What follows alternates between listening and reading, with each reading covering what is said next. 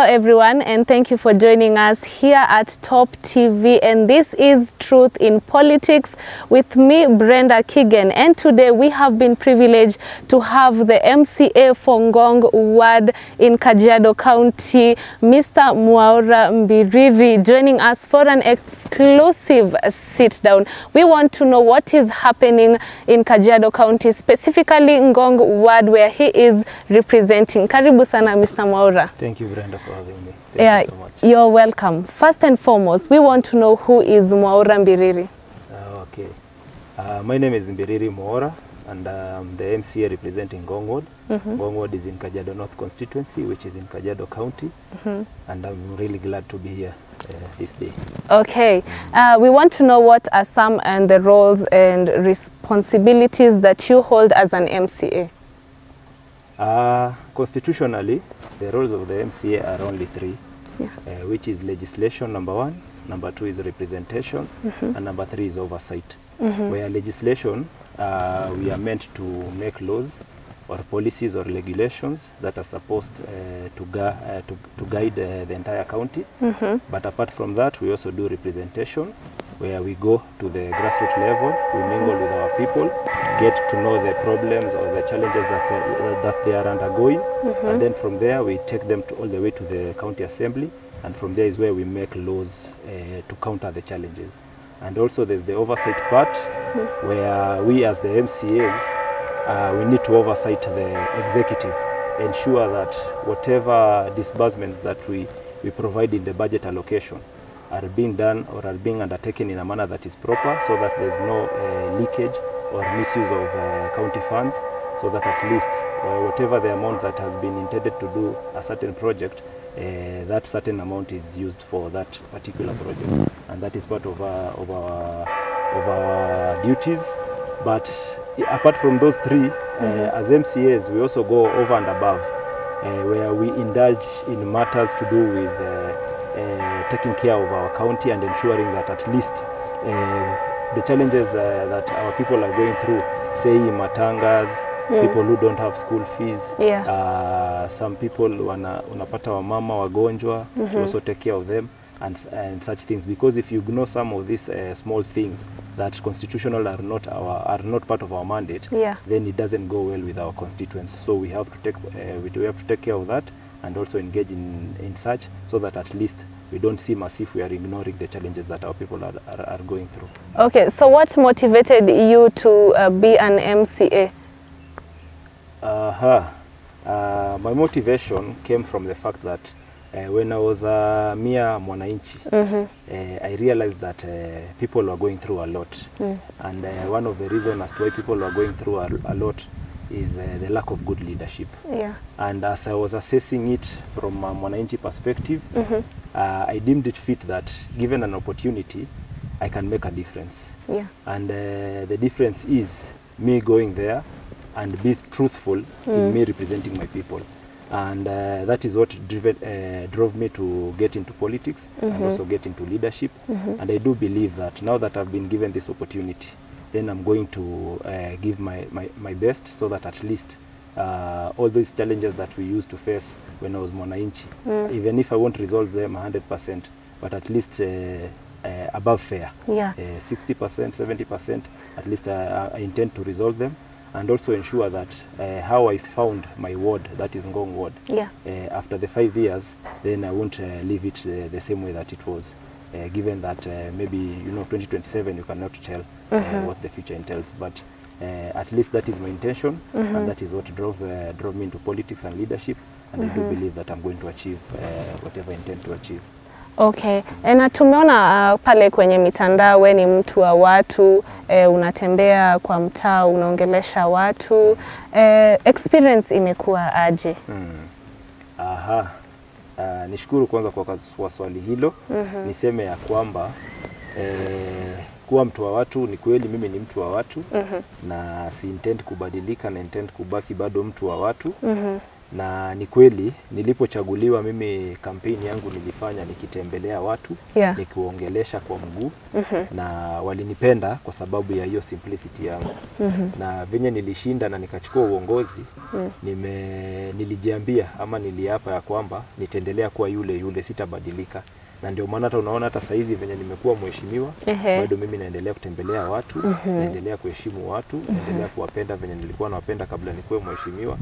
Na hiyo ndio njia yenye mimi najua uongozi inaweza kuwa bora, kwa sababu after all tumeona hapo awali viongozi wenye wanaingia na kiburi ya uongozi, wana lose ile touch ya ground ya watu wao, na unapata sasa wanaanza kujiona hao ni bora zaidi ya wananchi. Lakini the truth of the matter is, and it will always remain, wananchi bado ndio wadosi, sisi ni wafanyakazi wao.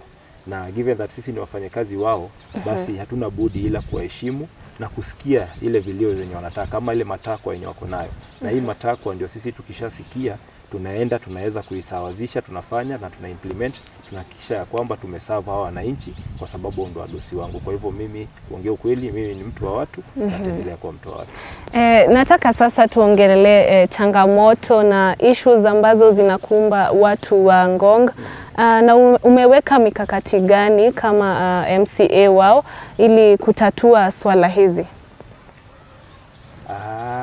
Changamoto ni mingi ambazo tunapitia kama watu wa Ngong, mimi nikiwa mmoja wao.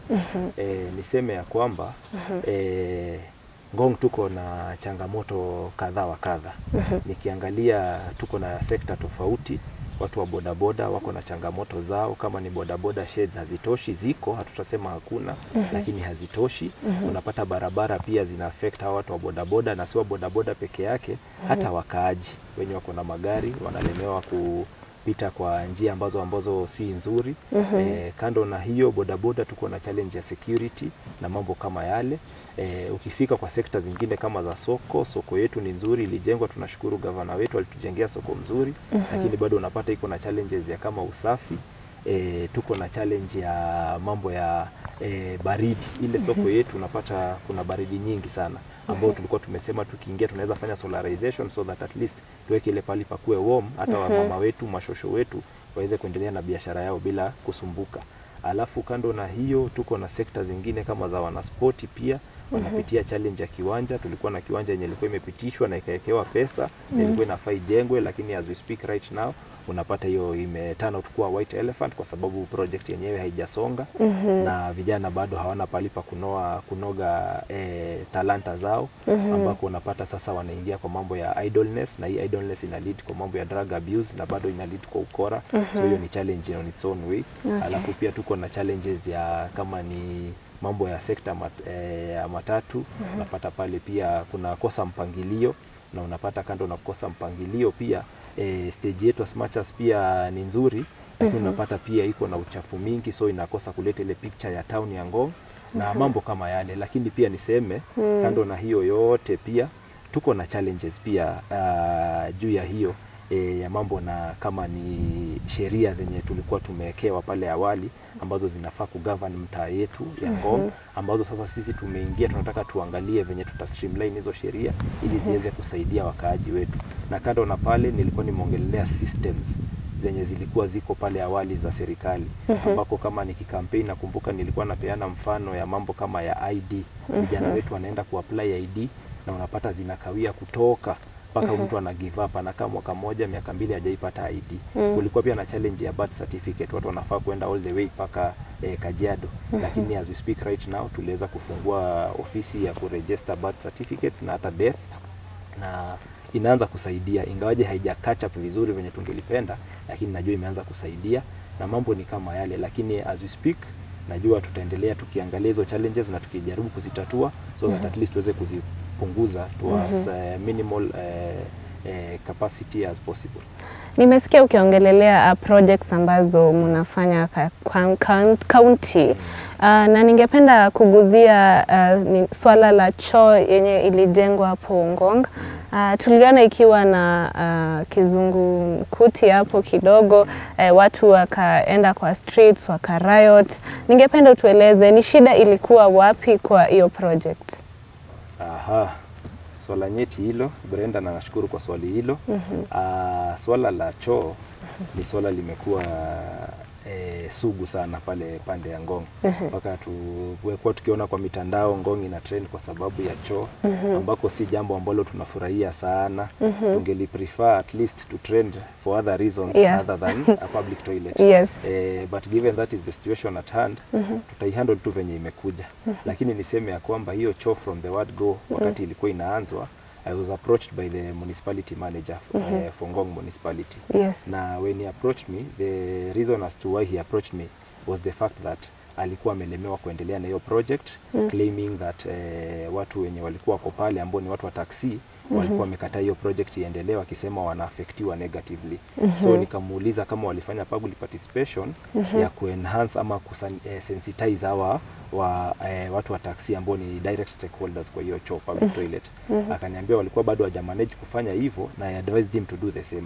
So wakafanya public participation, na tulipomaliza kufanya public participation tukaamua kwa kauli moja ya kwamba hiyo project itakuja itusaidie kama wakaaji wa Ngong wote, na tukapatiana hiyo nafasi ifanyike. Lakini as we progressed, nilienda nika request municipality manager anipatie BQ ya hiyo public toilet, so that at least niweze kujua hii choo ina cost pesa ngapi. Na kando na hii choo ku cost pesa ngapi, pia niweze kujua hii choo inajengwa kwa kiwango gani, ama inajengwa vipi. Na venye nilifuatilizia hizo vitu zote, siku manage kupewa paka waleo, nilizungushwa until paka nikaona sasa the only way I'm going to do that ni through the county assembly. But siku manage kupata hiyo nafasi kwa sababu saizi tuko recess. Lakini all what I can say ni ati hiyo choo venye ilimaliza kujengwa sasa, si ilikuwa lazima ipewe ikuwe handed over to a certain group ifanye management. Na hapo ndo kukatokea pia shida ingine, kwa sababu all I can recall is that mimi siko involved in the process of awarding the group that is intended to manage that facility. Na venye nilikuja nikashtukia wameshapeana, niliona imepeanwa kwa watu wa Nairobi na pia kwa watu ambao si constituents wa Kajiado North ama wa Ngong ward. Na mimi hilo ni jambo lenye likunifurahisha, na ukweli mimi nilisema tu sita support hiyo, na mimi nikaenda nikafungisha hiyo choo na nia ya kwamba kutakuwa na maongeo ili at least tuweze kuafikiana na njia mwafaka ya kupeana hiyo choo. Lakini as I progressed, nikaona wamekuja tena after mimi nimefunga, wakarudisha the same people without even informing me, na nikashangaa kwa nini kunakuwa na hii disconnection ya kufanya kazi pamoja. So nikaendelea tu kufuatilizia, nikijaribu kupigia waziri ili aweze kunielezea shida iko wapi, lakini sikuweza kumfikia kwa sababu ilifika pahali pia yeye simu zangu alikuwa apokei. Lakini hivyo mimi nikaendelea paka mnamo tarehe 1 ambayo ilikuwa ni Madaraka Day, I think 1st of June. Hapo ndo kulipotokea hiyo riot, nikashikwa, na niliposhikwa watu wakatoa vuguvugu kidogo, na ndio ikabidi niachiliwe. Lakini tulipoachiliwa nika reclaim choo na nikapanga watu wa Ngong, na nikasema wacha waendelee ili saidiwa mama zetu, vijana wetu na wakaaji wa pale nyumbani. Lakini haikupita wiki moja ama mbili, siwezi kumbuka vizuri, kukakuja kikundi chenye ni cha mtaani, watu wa mtaani wakiwa led na former MCA wa Ngong. Na hiki kikundi kilikuwa ni vijana wenye wamelipwa, wengine wao hata inasemekana wao walikuwa ni former Mwangiki na what have you. Na walikuja wamejihami na marungu na mapanga ili kuja kutishia wamama wetu. Na unajua kila mtu ako na nguvu yake. Wewe ukiwa na nguvu ya vita, wamama hawana nguvu ya vita. So wamama wali give way na wakasema wataifuatilizia na njia nyingine, na ndio mumeona hii back and forth, watu wanavutana hapa na pale. Lakini as we speak, ile kitu yenye ilitukasirisha zaidi ni hawa watu kukuja na kusema watachukua sheria mkononi, kwa sababu iko siku walishika mama moja wakampaka mavi, wakiclaim ya kwamba alikuwa amekuja kumwaga mavi kwa choo. Na sisi tunajiuliza ya kwamba unajua ilifanyika usiku, sote tulikuwa tumelala. So we don't know kama mama alikuwa amekuja kumwaga ama alikuwa hajakuja kumwaga. Lakini that is not of the essence. My question is even if let's say that the elderly woman, her intention was to go do hiyo accusation yenye wanamwambia kwenda kumwaga hiyo takataka hapo kwa choo. Does that warrant anybody to take the law into his own hand? Ati sasa wamshike kwa njia ambayo si mzuri, waanze kumpaka mavi na waanze kumvuta nywele na paka wampige, kwa sababu hata alifanyiwa assessment na daktari akapatikana ako na bruises paka huko kwa ribs, ni meaning that walimpiga either mateke ama mangumi. lakini walimuumiza. So mimi sikuona kama kulikuwa na warrant yoyote ya kufanya kitu kama hicho.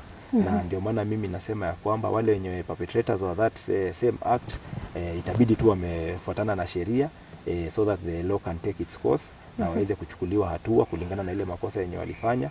Lakini pia ni encourage tu watu wetu wa Ngong, tafadhalini, whatever the case, kama unapigania haki yako ifanye na njia ambayo inafaa, na pia tusitumike kisiasa ili kuja kudharau watu wengine. Wacheni tukue watu ni fair, tukue watu wenye tuna consider wenzetu, so that at least tukipata facility ama any opportunity inatusaidia sisi kama watu wa Ngong kwa usawa na kwa haki. Okay. Ningependa kujua, wewe in partnership with the county government, you are working with the MPs and the governor. What are some of the projects that you are doing for the people of Kajiado, specifically Ngong? Aside from the toilet, what other projects are you doing?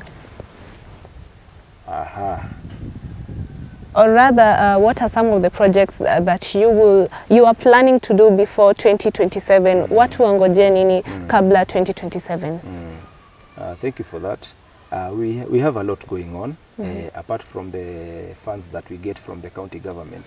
I as an individual and the close people that we work together, we've also engaged in a couple of activities that benefit my community or my ward, if I may be very specific.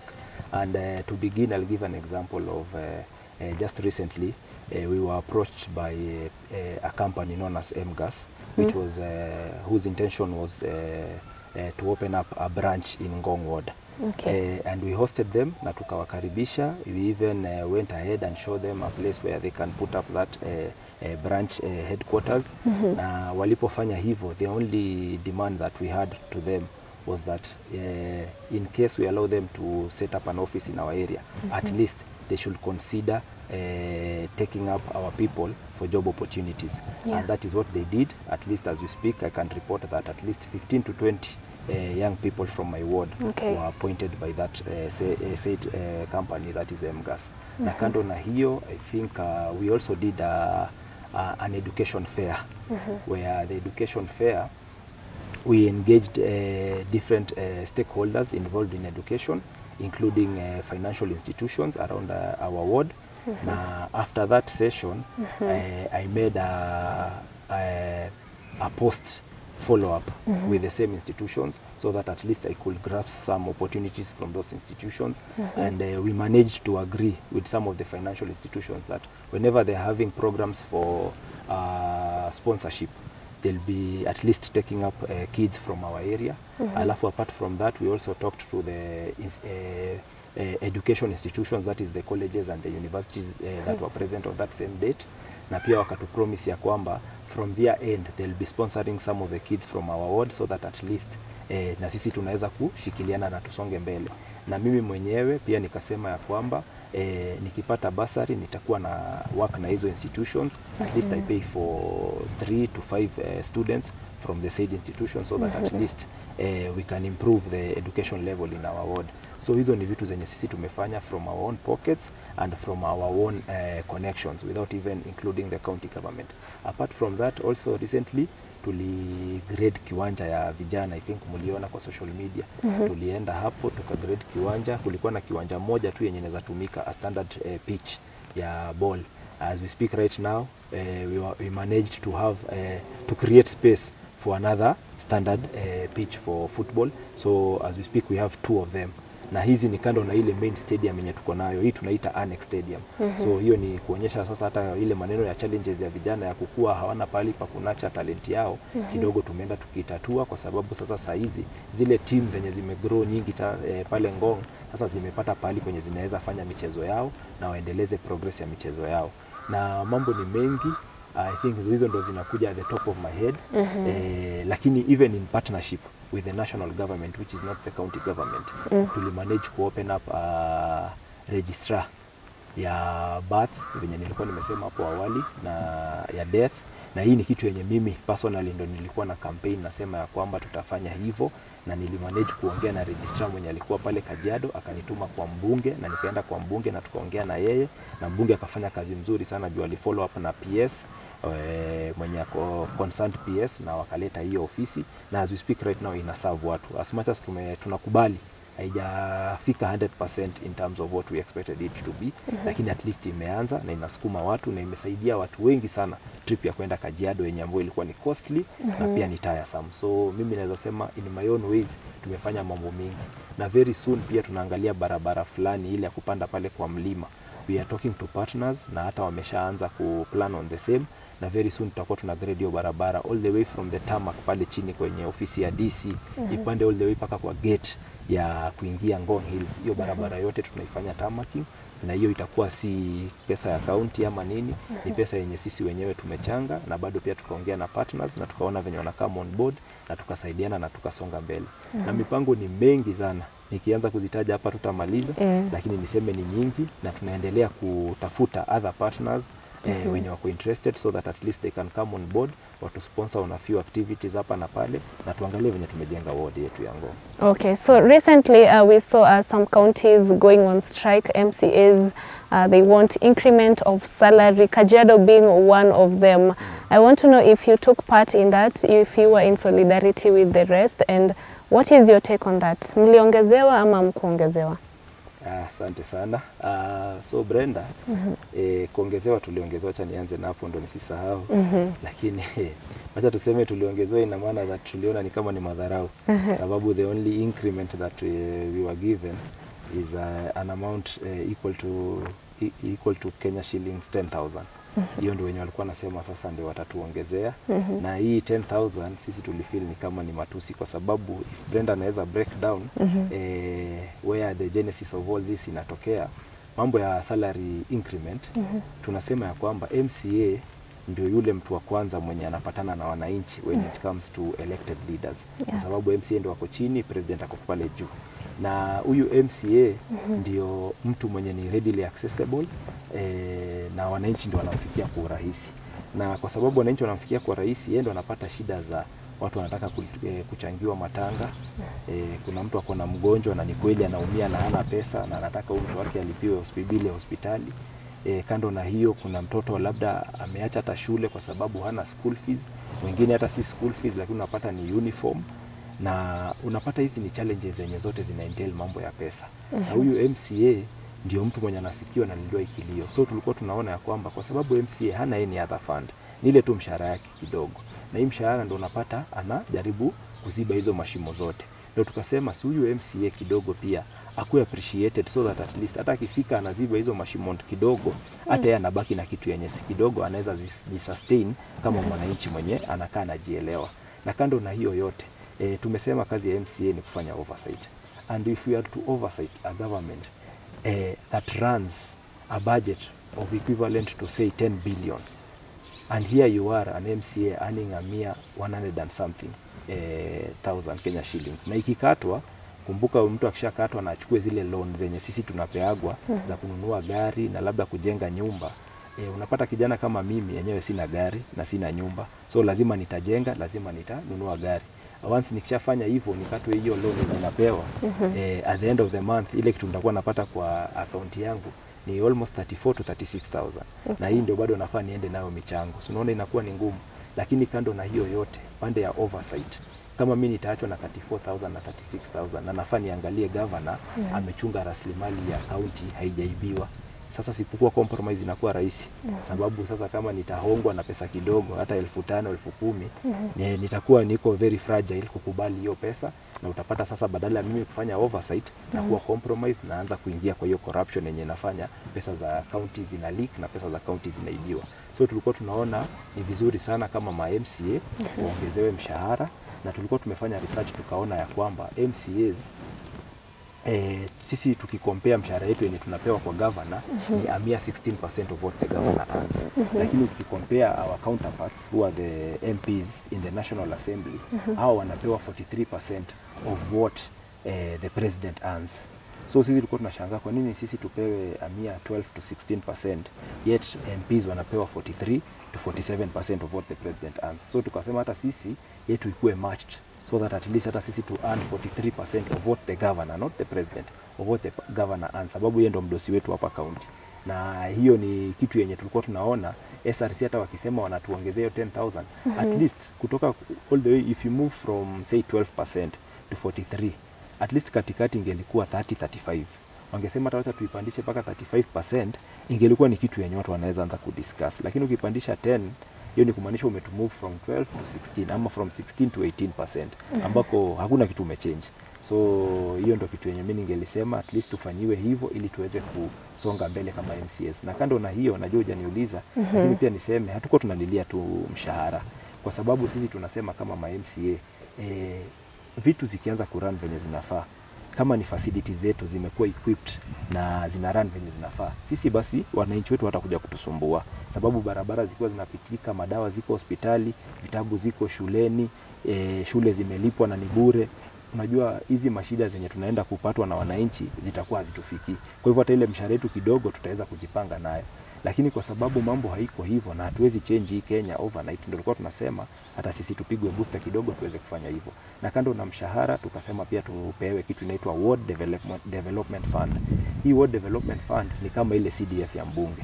Unapata mbunge yako na 100 million each and every financial year yenye anafanya nazo projects, anafanya nazo development, lakini sisi kama ma MCA hatuna pesa ya kufanya development, hatuna pesa ya kufanya cater for any emergency that might arise in our wards. So sisi tumekuwa stranded. Tukikuwa na shida yoyote tuna have kwenda kubeg, kama ni kwa governor, kama ni kwa mbunge ama mheshimiwa mwingine. Na tunapata hata hii ni njia moja ya sisi kukua compromised. The moment unakuwa na farm na your own stand, unaambiwa utanyimwa nini? Maendeleo. So tulikuwa tunataka at least tukue na ka fund kenye kataweza kutusaidia tukue a bit independent na tuweze kufanya vitu kivyetu. Na finally kitu kingine tulikuwa tunalidia ambapo ni very crucial ni financial autonomous. As we speak right now, county assemblies zinalipwa kupitia executive. Na unajua executive, hii pesa ikiingia kwa county executive, they have that liberty of giving that money another nitogo nini, yani preference. They can give it another preference apart from the assembly. So unaweza pata pesa imekuja yenye inafai kuja assembly, labda tulipe mishahara ama itusaidie kufanya kazi yetu, lakini upate hii kazi imepelekwa kwa mradi mwingine ama kwa shughuli nyingine, alafu assembly inaambiwa hakuna pesa. So unapata sisi assembly tuko at the masses of the executive. Ndio maana sisi tunataka hii pesa kutoka kwa treasurer, national treasurer, inakuja direct kwa coffers za county assembly, so that at least from there tunaweza panga kazi yetu tukiwa independent na tukiwa bila kusurutishwa na mtu yoyote. So hizo ndo video zetu, hopefully SRC na viongozi wetu kuanzia president wataweza kutusikiza na waweze kutusaidia ili at least tuweze kuinua huyu mtu anaitwa MCA. Okay, Mr. Mwaura, what is your end goal in this political game? Come 2027, do you wish or plan to vie for a different seat? Wacha niseme it's too early to say which seat I'm going to buy, or maybe I'm going to retain my seat, because as we speak right now, my focus is not on 2027 per se. Okay. My focus is on what I'm going to do for my people right now. We still have a lot of issues that are going on in my ward and in our county at large. So these are the issues that I'm looking towards to resolve, rather than me looking at 2027 and what are the cards that we are going to be putting on the table come that time. So my focus saizi ni kuangalia venye watu wangu tumewawekea sheria zenye zinawasaidia, tumeweka policies zenye zinasaidia wanabiashara wetu, tumeweka regulations zenye at least wanabiashara wetu watakuwa hawapatwi na hii mambo inaitwa pending bills. Tumeweka sheria yenye at least tukienda pale hospitali tutapata madawa za bure zenye ambazo zinaweza saidia watu wetu.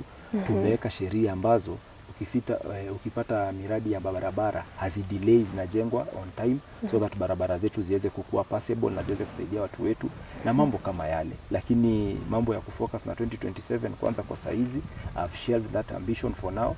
I'm focused on the work that the people gave me for the next 5 years. Ikifika 2026 huko mwisho, now tunaweza anza kuwa na hiyo conversation ya what I intend to do ama what seat I'm intending to buy. Na after all, unajua hizi viti as much as zingine tunajipigaga kifua tunasema tutacheza kadi zetu, lakini wananchi ndio wataamua. Na wananchi kriteria yao ya kuingiza kiongozi ni kama ulifanya kazi gani. So mimi nataka nifanye kazi yangu iongee, ionekane, alafu kama 2027 hata labda ni wananchi watanipropose ile kitu wanataka nisimame, lakini for now mimi ni kufocus na kazi yangu, sitaki kuongelea mambo ya 2027. Okay, final remarks to the people of Ngong ward in terms of security, youth programs, what should they expect from you? So Kwa watu wangu wa Ngong, mimi nataka niwaambie ya kwamba na number one of course ni kurudisha shukrani kwa kuweza kuniaminia na kunichagua kuwa MCA wenyu. Lakini kando na hiyo niseme ya kwamba ile mipango yenye tulikuwa nayo na zile ahadi zenye tuliwaekea bado tuko na nia ya kufanya hivyo. Kwa mambo ya security kama venye umeuliza, nataka niseme ya kwamba security as much as iko kwa national government, sisi huwa tunakaa chini na chief wetu wa area, tukiwa na kina village administrator, ward administrator, sub county administrator, na pia DO wa area, DCC wa area, na hata the police personnel ambao ni OCS na OCPD, na tunaongea venye tutafanya hii mtaa yetu ikuwe na security. Lakini tulisema, mimi personally nilisema, kazi ya kushika na kuarraign watu kotini na kuwafunga, hiyo ni ya polisi. Mimi kama kiongozi, mimi ni kuangalia kwamba nimeempower hawa vijana. Na ndio maana tunasema vijana mshikane, mkue kwa vikundi ili tuweze kuwaletea pesa za vikundi, muweze kufanya biashara zenye zitawalea nyinyi kwa vikundi, na muachane na mambo ya ukora. Sababu sisi tukishawa empower, it is our belief that once you are empowered, you will not engage in things to do with crime. So hiyo ndio intention yetu, na bado tuko na mipango zaidi ya hiyo. Tunataka tuangalie pia kina mama zetu venye pia tutaweka kwa vikundi na waweze kusaidika. Kando na hiyo pia tuko na pesa ya wazee, tumeshaanza kusukuma. Tunaongea na officers wa social works ambao wanaangaliaga mambo ya watoto na wazee, na wametuambia kwamba very soon hii pesa ya wazee itaanza kudisseminatiwa. Na kando na hiyo pia tunaangalia pia miradi kama ya NHIF. Mmesikia tu juzi president akisema itakuwa inaenda na kulingana na ile mshahara yenye watu wanalipa, lakini kwa watu wa chini wote wanataka reduce from 500 all the way to 300 Kenya shillings at least per month. So hizo ni mipango zenye ziko kwa pipeline na tutazihakikisha tumezifanya. Lakini all in all, watu wa Ngong, mimi nataka niwaambie it is only 1 year down the line na tumeshafanya vitu vingi. Mimi yangu ni kuwaomba tu patience kidogo. Venye tumekaa hivyo sasa tumejua kazi, na sasa tumeanza kazi, na as we speak hata nyinyi mmeanza kuona miradi imeanza kuingia nyumbani, na hatutamalizia hapo, tutaendelea, na tunataka tu mtushikilie tufanye hii kazi kwa pamoja, kwa sababu mimi peke yangu sitaweza, isipokuwa tukishikana na viongozi wengine, na pia tushikane na wananchi na wakaaji wa Ngong, na tuhakikishe tumefanya hii kazi na imesonga mbele. Thank you very much Mr. Mwaura for that. Well, we have come to the end of our conversation here. Remember, Truth in Politics brings you various political leaders all around. My name is Brenda Kigen. Stay tuned at Top TV, where we bring you the truth of the people.